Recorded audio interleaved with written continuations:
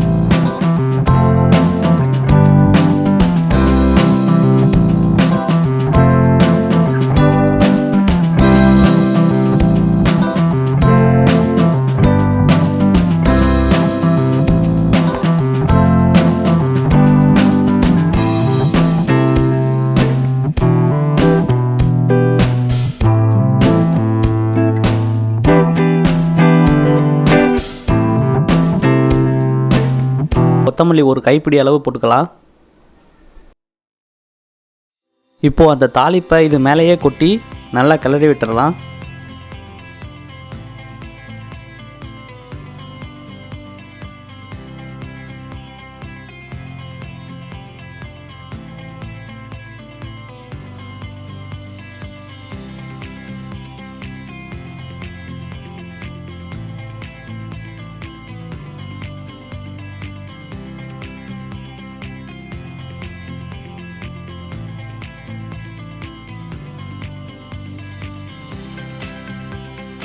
சாப்பாடு இப்போவும் சூடாக தான் இருக்குது. இன்னும் கொஞ்சம் நேரம் ஆற விட்டுறலாம்.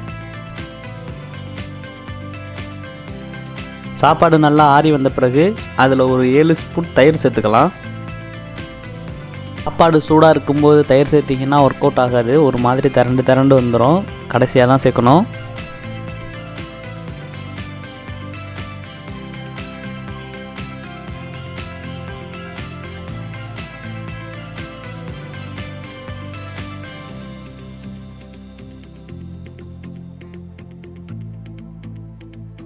அவ்வளோதான் ஃப்ரெண்ட்ஸ், வித்தியாசமாக நம்ம ரெஸ்டாரண்ட்டில் சாப்பிட்ற அதே டேஸ்ட்டோட ஒரு தயிர் சாதம் ரெடி பண்ணிட்டோம்.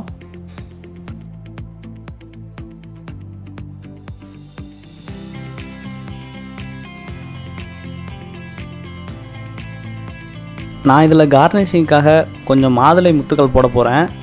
உங்களுக்கு தேவைப்பட்டால் கேரட்லாம் போடலாம், ஒன்றும் பிரச்சனை இல்லை. இந்த ரெசிபி உங்களுக்கு பிடிச்சிருந்தா லைக் பண்ணுங்கள், ஷேர் பண்ணுங்கள், மறக்காமல் நம்ம சேனலை சப்ஸ்கிரைப் பண்ணுங்கள். அடுத்தது ஒரு நல்ல ரெசிபியோடு உங்களை வந்து பார்க்குறேன்.